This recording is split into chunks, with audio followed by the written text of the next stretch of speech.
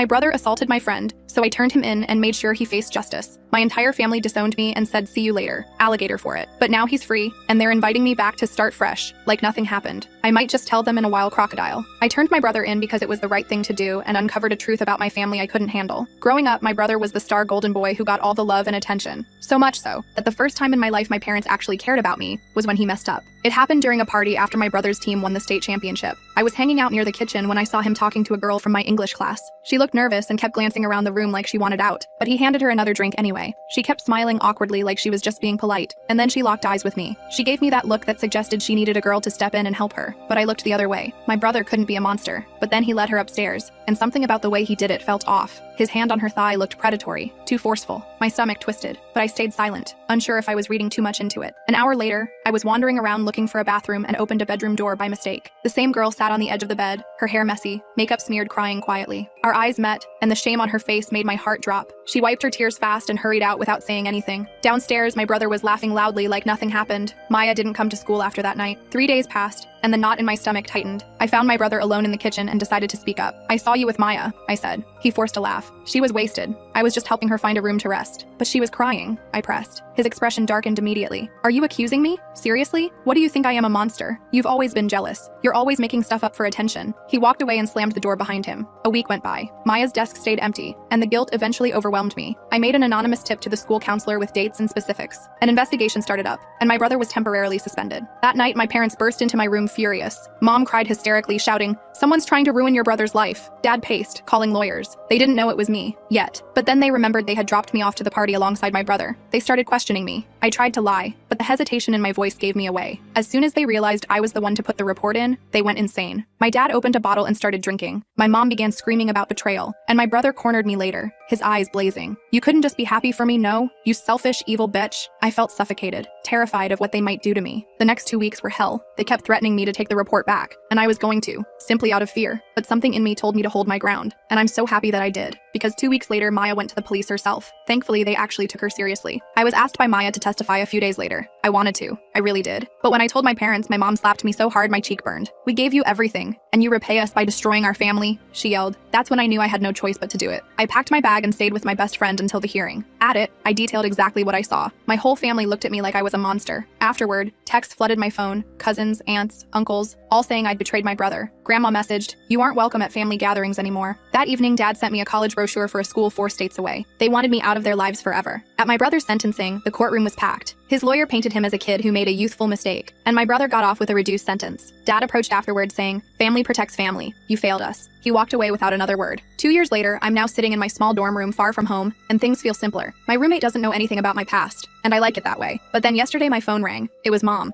I took a deep breath and answered, "Hello." There was this weird silence on the line for a few seconds. I almost thought she'd hung up, but then I heard her breathing. "Hi," Mom finally said, her voice sounding tired. "How are you?" I was so thrown off by the normalcy of the question that I couldn't even answer at first. How was I? After everything that happened? After 2 years of radio silence? I told her I was fine, doing well in school. She asked about my classes in this weirdly formal way, like we were distant acquaintances catching up at a high school reunion. I gave her the bare minimum details, waiting for the other shoe to drop. Then she hit me with it. "Your brother is getting out next month." My stomach dropped. I knew this day was coming. His sentence wasn't that long, but hearing it made everything feel real again. I gripped my phone tighter, not sure what to say. Mom filled the silence by telling me that they were planning a welcome home party for Jake. That's when I realized why she was really calling. "We think it would be good if you came," she said, her voice taking on that familiar guilt trip tone I grew up with. "For the family, to show we've all moved past this unfortunate situation." Unfortunate situation. That's what she called it. Like Jake had accidentally dented someone's car, not sexually assaulted a girl at a party. I felt my face getting hot. 2 years away had changed me more than I realized, because instead of mumbling some excuse, I actually spoke up. "Mom, I don't think that's a good idea," I said. "I don't think I can pretend everything's okay." She sighed like I was being difficult on purpose. "It's been 2 years. Jake has paid for his mistake.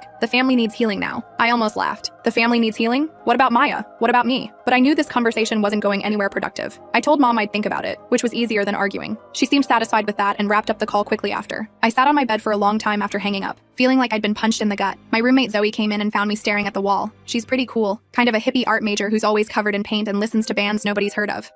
She took one look at my face and asked what was wrong. I gave her the super condensed version. Trouble back home, family drama. She didn't push for details, just offered to grab ice cream from the dining hall. That's why I like Zoe. She knows when to ask questions and when to just offer ice cream. I tried to focus on my classes over the next few days, but Mom's call kept replaying in my head. I hadn't told anyone at college about what happened with Jake. It was nice being just a normal student instead of the girl who turned in her brother. But now I felt like my past was creeping back in, threatening the new life I'd built. A week later, Mom texted me the date of Jake's homecoming party. I didn't respond. The next day, Dad called. I let it go to voicemail. His message was brief and to the point. Your mother told me she invited you to welcome Jake home. I think you should come. It's time to put this behind us. Put this behind us. Like it was some petty argument about borrowing clothes without asking. I deleted the voicemail and tried to focus on my upcoming midterms. 3 days later, I got a text from a number I didn't recognize. It's Maya. Can we talk? I nearly dropped my phone. Maya and I hadn't spoken since the trial. We weren't really friends before everything happened, and afterward, well, it was complicated. I felt connected to her through this awful shared experience, but also guilty that I hadn't helped her that night at the party. I texted back and agreed to a phone call that evening. When I answered, Maya sounded different than I remembered. Stronger, more confident. She told me she'd heard through mutual friends that Jake was getting out soon. She wasn't calling to talk about that, though. She was calling to thank me. I never really got to tell you how much it meant that you came forward, she said. I know what it cost you with your family. I sat down on the floor of my dorm room, my back against the bed. I should have done something sooner, I admitted. That night, when I saw you with him, I should have stepped in. Maybe, Maya said. But you did step up eventually. That matters. We talked for almost an hour. She told me she'd transferred to a different high school after everything happened, that she was at community college now and planning to transfer to a 4-year school next fall.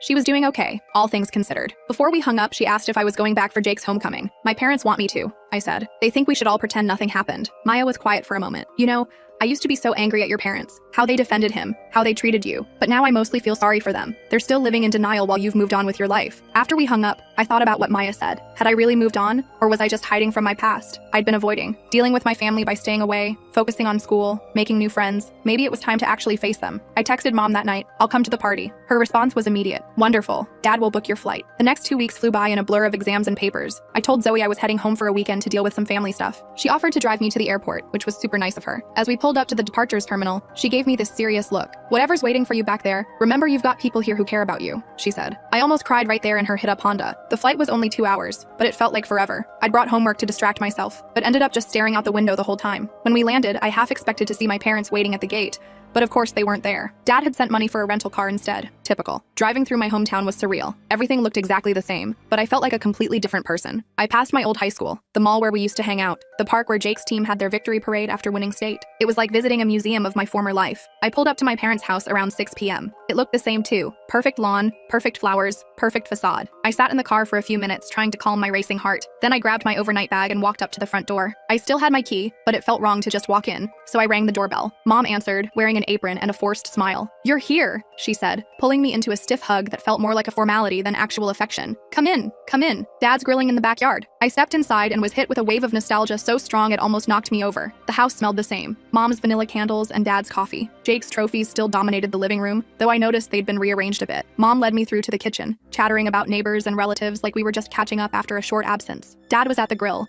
flipping burgers with the same focused expression he always had when cooking outdoors. He looked older, more gray in his hair, deeper lines around his eyes. When he saw me, he nodded and said, "You made it." No hug, no smile, just acknowledgement of my presence. Jake will be here tomorrow, Mom explained, arranging condiments on a tray. We thought it would be good for us to have dinner, just the 3 of us tonight, to reconnect. Right, like we were old friends who'd simply lost touch. I nodded and asked if I could help with anything. Mom put me to work setting the table, and for a few minutes it almost felt normal. Almost. Dinner was awkward as hell. Mom kept the conversation going with questions about college and comments about the weather. Dad mostly ate in silence, occasionally grunting in response to Mom's prompts. No one mentioned Jake or what had happened. It was like we were all reading from a script titled, Perfectly Normal Family Dinner. After we finished eating, Dad cleared his throat. Your mother and I have been talking, he said, setting down his napkin. We think it's important that tomorrow goes smoothly, for Jake's sake. I tensed up, waiting for the other shoe to drop. What your brother did was wrong, Dad continued, surprising me. But he served his time. He's coming home to start fresh. We need to support that. What exactly are you asking me to do? I said, trying to keep my voice steady. Mom jumped in. We're not asking you to pretend nothing happened. Just, maybe don't bring it up. This is supposed to be a positive day. I looked between them, these people who had raised me but never really seen me. So, you want me to come to a party celebrating Jake's return, but not mention why he was gone in the first place. It's not about ignoring what happened, Mom said, her voice taking on that pleading tone. It's about focusing on the future, not the past. I pushed my chair back from the table. The thing is, Mom, I don't think Jake has a future until he actually deals with his past. Has he ever even admitted what he did? Has he shown any remorse at all? Dad's face hardened. Jake made a mistake. He's paid for it. What more do you want from him? An apology would be a start, I said. Not to me. To Maya. The silence that followed was deafening. Mom looked down at her plate. Dad's jaw clenched. I realized in that moment that nothing had changed. They were still protecting Jake, still making excuses, still expecting the world to revolve around him. I think I'm going to stay at a hotel tonight, I said, standing up. I'll come by tomorrow for the party, but I can't stay here. Mom started to protest, but Dad cut her off. Let her go, Linda. She's made up her mind. I went upstairs to grab the few things I'd unpacked. My old bedroom looked exactly the same, like a time capsule from high school. I sat on the bed for a minute, running my hand over the familiar comforter. Then I noticed something on my desk that hadn't been there when I left for college. A small stack of envelopes tied with a ribbon. I picked them up and realized they were cards and letters that had been sent to me over the past 2 years. Birthday cards from my grandmother, Christmas cards from aunts and uncles, even a graduation card from my old science teacher. Mail that my parents had never forwarded to me. I stuffed them in my bag, suddenly furious. When I came back downstairs, Mom was washing dishes, her back to me. Dad was nowhere to be seen. I told her I was leaving and would see them tomorrow. She turned around, her eyes red. We just want our family back, she said quietly. I almost felt sorry for her. Almost. The family you're trying to get back never really existed, Mom. It was always built on lies. I drove to a Holiday Inn near the highway and checked in for the night. In my room, I opened the stack of mail. Most of it was just generic well wishes, but my grandmother's card surprised me. Despite what she'd said about me not being welcome at family gatherings, her notes were warm and loving. I miss you, she'd written in her shaky handwriting. I hope you're finding your way. I fell asleep wondering what tomorrow would bring, half tempted to just drive back to campus in the morning and forget this whole thing. But I knew I had to see it through. I hadn't come back just for my parents or for Jake. I'd come back for me. The next morning, I got a text from Mom. Party starts at 2. Jake's excited to see you. I doubted that very much, but I replied that I'd be there. I spent the morning driving around town, visiting places that used to matter to me. The library where I'd spent countless afternoons, the ice cream shop where I had my first job, the park where I used to read when I needed to escape my house. It was strange how familiar everything felt, yet how distant. I pulled up to my parents' house at exactly 2:15, late enough to make a point, but not so late that it would cause a scene. There were already about a dozen cars parked along the street. I recognized my uncle's SUV and my cousin's hit-up Jeep. Great, the whole family was here. Mom answered the door again, this time in a floral dress and full makeup. You're here, she said, like she was surprised I'd actually shown up. Everyone's in the backyard. Jake just arrived about 20 minutes ago. I followed her through the house, noticing the welcome home banner hanging in the dining room and the table full of Jake's favorite foods. Classic Mom, she'd gone all out. The backyard was full of relatives and family friends, all clustered around the man of the hour. Jake looked different, thinner, with shorter hair and a guarded expression that hadn't been there before. When he saw me, he froze for a second, then nodded slightly. I nodded back, keeping my distance. People were watching us, waiting for some kind of dramatic confrontation, but I wasn't going to give them the satisfaction. I made my way over to the drinks table and grabbed a soda. My cousin Taylor sidled up next to me. We used to be close when we were kids, before high school turned us into strangers. Bold move showing up, she said, filling her cup with punch. Aunt Linda wasn't sure you would. I shrugged. I said I would, so I did. Taylor glanced over at Jake, who was now talking to my uncle. Is it weird, seeing him again? Everything about this is weird, Taylor, I said. She laughed, and for a moment, I remembered why we used to get along. The afternoon dragged on in a bizarre parody of normalcy. People ate, drank, and made small talk, carefully avoiding any mention of where Jake had been for the past 2 years. I stuck to the edges of the gathering, exchanging brief hellos with relatives who seemed unsure how to act around me. My grandmother wasn't there. Mom said she wasn't feeling well, but I suspected she was avoiding the awkwardness. I was about to slip away when Dad clinked his glass for attention. Everyone gathered around as he put his arm around Jake's shoulders. We're so happy to have our son home, Dad said, his voice thick with emotion. These past 2 years have been difficult for our family, but we've come through it stronger. Jake has paid his debt and is ready for a fresh start. People nodded and murmured in agreement. I stood frozen, unable to believe what I was hearing. Paid his debt? Like he'd been caught shoplifting? Not sexually assaulting someone? Jake has been accepted to state for the spring semester, Dad continued proudly. He'll be finishing his degree and getting back on track. More nods, more murmurs. Someone started clapping, and soon everyone joined in. I felt sick. State was where Maya was planning to transfer next year. Did they know that? Did they care? Dad raised his glass. To new beginnings, everyone echoed. To new beginnings, and drank. I set my untouched soda down on a table and walked away. I couldn't do this anymore. I couldn't stand there and watch them celebrate Jake's fresh start while completely ignoring what he'd done and who he'd hurt. I was halfway to my car when I heard footsteps behind me. I turned to find Jake following me down the driveway. Running away again? He said, his voice eerily calm. I stood my ground. I'm not running away. I just can't be part of whatever that is back there. I gestured toward the house. Jake stepped closer. You know, I had a lot of time to think in there. About you. About what you did. What I did? I repeated, incredulous. You mean telling the truth? You could have talked to me first, he said, as if that would have changed anything. Given me a chance to explain. But no, you had to play the hero. I couldn't believe what I was hearing. Explain what, Jake? What possible explanation could there be for what you did to Maya? He flinched at her name. You don't know what happened that night. You weren't there. I saw enough, I said, and so did the court. Jake's face darkened. You ruined my life. My scholarship, my reputation, everything. I lost 2 years because of you. I felt a surge of anger so strong it made my hands shake. You lost 2 years because of what you did. Not because of me, because of you. We stood there in the driveway, staring at each other like strangers. I realized I didn't know this person at all. Maybe I never had. The golden boy I'd grown up with, the brother I'd both resented and looked up to, was gone. Or maybe he'd never really existed in the first place. Jake? Mom's voice called from the backyard. Where are you? People want to talk to you. Jake held my gaze for another moment, then turned and walked walked back toward the house without another word. I got in my rental car and drove away, hands still shaking on the steering wheel. I ended up at the old playground near my elementary school. It was empty on a Saturday afternoon, the swings moving slightly in the breeze. I sat on one, dragging my feet in the wood chips like I used to do as a kid. My phone buzzed with a text from Mom. "Where did you go? Please come back." I didn't answer. Instead, I scrolled through my contacts and called my grandmother. She answered on the third ring, her voice warm and familiar. "I was hoping you'd call," she said. "Are you in town?" I told her I was, and asked if I could come see her. 20 minutes later, I was sitting in her small apartment, drinking tea from the same china cups she'd had since I was little. Unlike my parents' house, being here felt genuinely comforting. "I got your cards," I told her. Mom and Dad had been keeping them. Grandma shook her head. "I had a feeling. That's why I started sending emails too, but I wasn't sure if you were getting those either." I hadn't been. They must have gone to my old email that I rarely checked anymore. I felt a pang of sadness thinking about my grandmother trying to reach me all this time. "I'm sorry about what I said before," she continued. "About you not being welcome at family gatherings. Your father was standing right there when I was on the phone. I didn't mean it." I nodded, understanding. "It's okay. I know how Dad can be." We talked for hours. She told me she'd never believed Jake's version of events, that she'd been proud of me for speaking up even though she couldn't say so at the time. She showed me pictures of my younger cousins, caught me up on family news I'd missed. It felt good, like finding a piece of home I thought I'd lost forever. When I finally got up to leave, Grandma hugged me tight. "Don't be a stranger," she said, "and don't let your parents make you think you did anything wrong. You didn't." I drove back to the hotel feeling lighter somehow. The next morning, I woke up to more texts from Mom,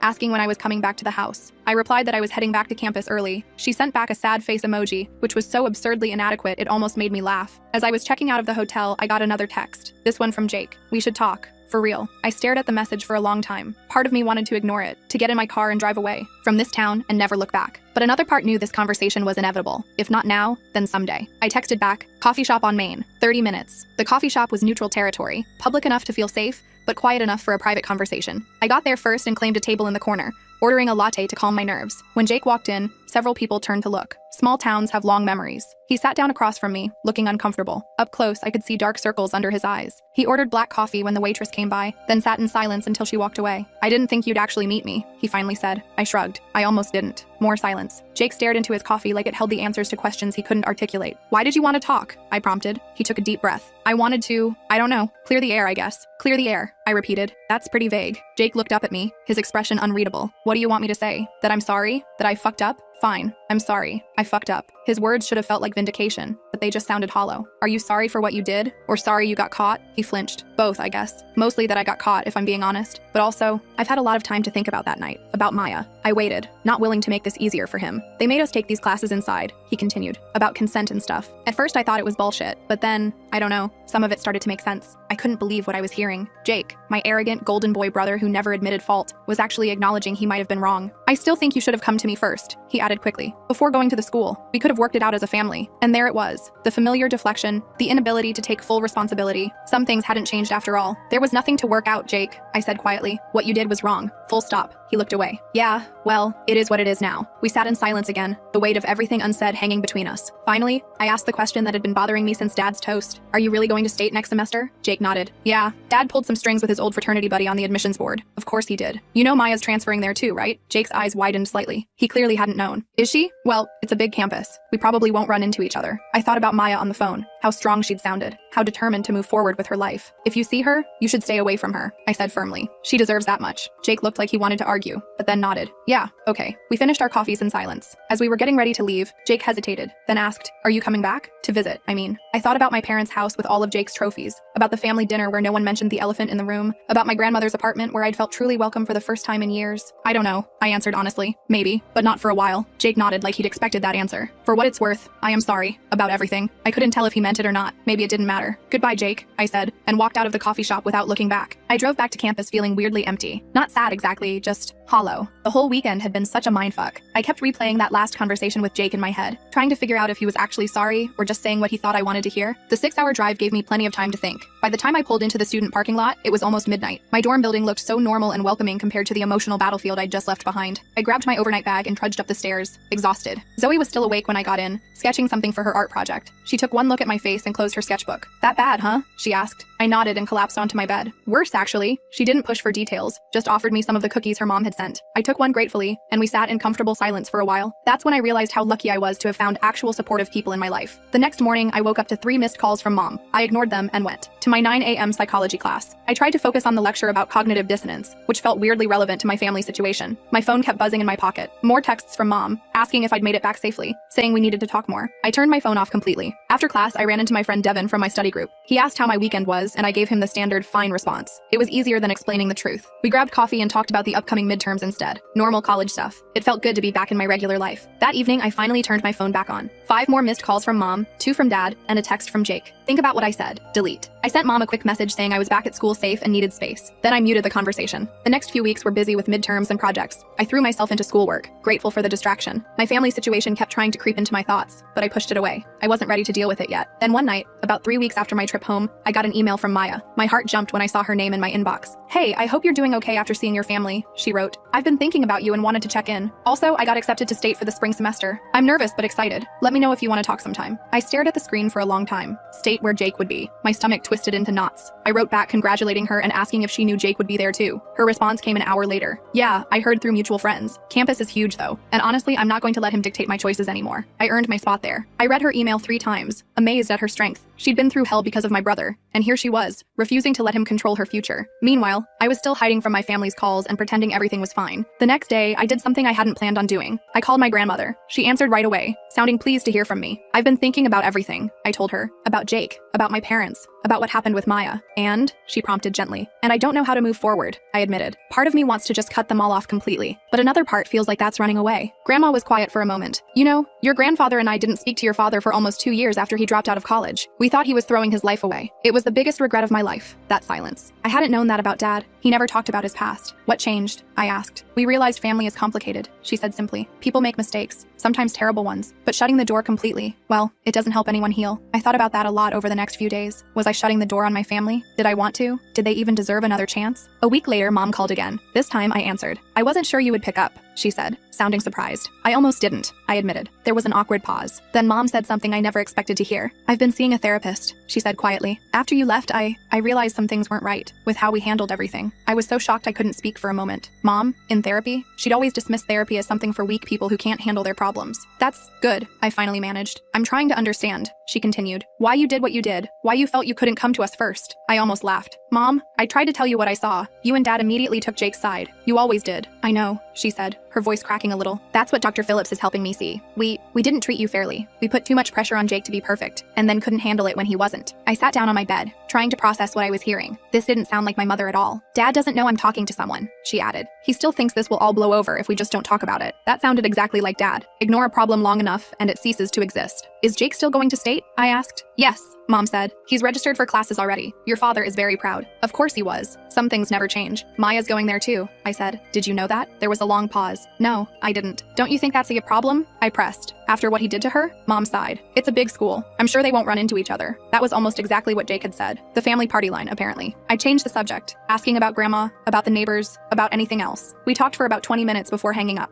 It wasn't a great conversation, but it was something. The semester continued. I aced my midterms and signed up for next semester's classes. Zoe and I made plans to get an apartment together off campus next year. Life kept moving forward. I talked to Mom every couple of weeks. Brief, slightly awkward conversations, but at least we were talking. Dad called once, mostly to ask about my grades and remind me to change my car's oil. He didn't mention Jake or anything that had happened. Classic Dad. In November, I got another email from Maya. She'd visited state for orientation and loved it. She was excited about her classes and had already connected with some people in her major. Reading her email made me smile. She deserved good things after everything she'd been through. Then came Thanksgiving break. I'd been dreading it for weeks. Zoe invited me to go home with her to avoid my family, but something in me felt like I needed to face this. I told Mom I'd come home for the holiday but was staying in a hotel, not the house. She seemed disappointed but didn't argue. The drive home felt different this time. I wasn't as anxious, more resolved. I checked into my hotel, then drove to my parents' house for Thanksgiving dinner. Jake's car was already in the driveway, along with my uncle's SUV and a couple others I didn't recognize. Mom answered the door wearing an apron and a nervous smile. "You're here," she said, giving me an awkward hug. "Everyone's in the living room." I followed her inside, bracing myself. Jake was on the couch talking to our cousin Taylor. He nodded when he saw me but didn't get up. Dad was watching football with my uncle, barely glancing my way when I entered. Grandma was there too, sitting in the armchair by the window. She smiled warmly and patted the seat next to her. Dinner was strained but civil. Everyone stuck to safe topics. The weather, football, Taylor's new job. No one mentioned the past or anything remotely controversial. It was like we were all actors in a play about a normal family Thanksgiving. After dessert, I helped Mom clear the table while everyone else moved back to the living room. We worked in silence for a few minutes before she spoke. "I'm glad you came," she said, rinsing a plate. "It means a lot." I nodded, not sure what to say. "I know things aren't fixed," she continued. But I hope this is a start. I looked at her, really looked at her for the first time in years. She seemed older, more tired, but there was something different in her eyes too, a kind of awareness that hadn't been there before. Maybe, I said. We'll see. Later, as I was getting ready to leave, Jake cornered me in the hallway. For a second, I tensed up, remembering our last confrontation. But his posture was different this time, less aggressive, more uncertain. Can we talk outside for a minute? He asked. I hesitated, then nodded. We stepped out onto the front porch. It was cold, our breath visible in the night air. I wanted to tell you something, Jake said, shoving his hands in his pockets. I'm not going to state next semester. That caught me off guard. What? Why not? He looked away. I found out Maya's going there. After you told me, I looked into it more. And I don't think it's right for me to be there too. I stared at him, not sure I was hearing correctly. Jake giving up something he wanted because it was the right thing to do? That was new. I applied to Eastern instead, he continued. It's not as good for my major, but it's the right call. Does Dad know? I asked, thinking about how proud he'd been about Jake going to state. Jake nodded. Yeah, he's not happy about it. Keeps saying I shouldn't let one mistake define my future. He made air quotes around one mistake. But you're doing it anyway? Yeah. He kicked at a pebble on the porch. I've been talking to someone too. Like Mom. Different therapist, but same idea. It's helping, I think. I didn't know what to say. This wasn't the Jake I knew. The golden boy who never admitted fault. Who expected the world to bend to his will. This was someone else entirely. Anyway, he said, clearly uncomfortable with the silence. I just wanted you to know. You can tell Maya if you want. Or not. Whatever you think is best. I nodded slowly. I'll think about it. We stood there awkwardly for another moment before Jake turned to go back inside. He paused at the door. For what it's worth, he said quietly. I really am sorry. For everything. Not just what happened with Maya, but how I treated you growing up too. I was a shitty brother. Before I could respond, he went back inside, leaving me alone on the porch with my thoughts. I drove back to my hotel that night feeling strangely off balance. The conversation with Jake had thrown me completely. Was he actually changing? Or was this just another act to get back in everyone's good graces? The next morning, I had breakfast with Grandma at a local diner. She listened as I told her about my conversation with Jake. People can change, she said, stirring her coffee. If they want to badly enough. Do you think he really wants to? I asked. She considered this. I think he's trying. That's a start. I went back to campus the next day with more questions than answers. I told Maya about Jake's decision not to attend state. She seemed surprised but relieved. That's actually decent of him, she said when we talked on the phone. I wasn't looking forward to constantly worrying about running into him. Yeah, I agreed. It's not like him at all. The semester ended. I aced my finals and packed up for winter break. I decided to split my time. A week with Zoe's family, then a few days at home before heading back for the spring semester. Mom was thrilled when I told her, even if it was just a few days. Christmas at home was still awkward, but less tense than Thanksgiving had been. Jake and I managed to have a few normal conversations. Dad remained distant, but civil. Mom tried too hard, but I appreciated the effort. It wasn't perfect, but it was something. On my last night home, Mom knocked on my bedroom door with a small wrapped package. I found this when I was cleaning out the attic, she said, handing it to me. I unwrapped it to find a small wooden box. Inside was a collection of childhood mementos. My science fair ribbons, honor roll certificates, even the program from my middle school play where I had exactly 2 lines. Things I thought had been thrown away years ago. I kept everything, Mom said quietly. I know it didn't seem like it, but I was always proud of you too. I didn't know what to say. This small box of memories felt like more acknowledgement than I'd gotten in my entire childhood. Thanks, I managed, my throat tight. Mom hesitated, then sat on the edge of my bed. I know we can't fix everything overnight. There's a lot of hurt there, on all sides. But I hope we can keep trying. I nodded. I think we can. The next morning, as I was loading my car to head back to campus, Jake came out to help with my bags. So, he said, closing my trunk. Eastern starts next week. I'm kind of nervous, actually. You'll be fine, I said. Just try to be better this time around. He nodded seriously. I'm working on it. We stood there awkwardly for a moment. Then Jake stuck out his hand. I looked at it, then stepped forward and gave him a quick hug instead. It was brief and a little uncomfortable, but it was real. As I drove away, I glanced in my rearview mirror. My family stood in the driveway, Mom, Dad, and Jake, watching me go. They looked smaller somehow, more human, less like the larger-than-life figures who had dominated my childhood, and more like what they actually were. Flawed people trying to figure things out, just like me. I turned onto the highway, feeling lighter than I had in years. Not because everything was fixed. It wasn't. Not by a long shot. But because for the first time, it felt like maybe, just maybe, we were all moving in the right direction.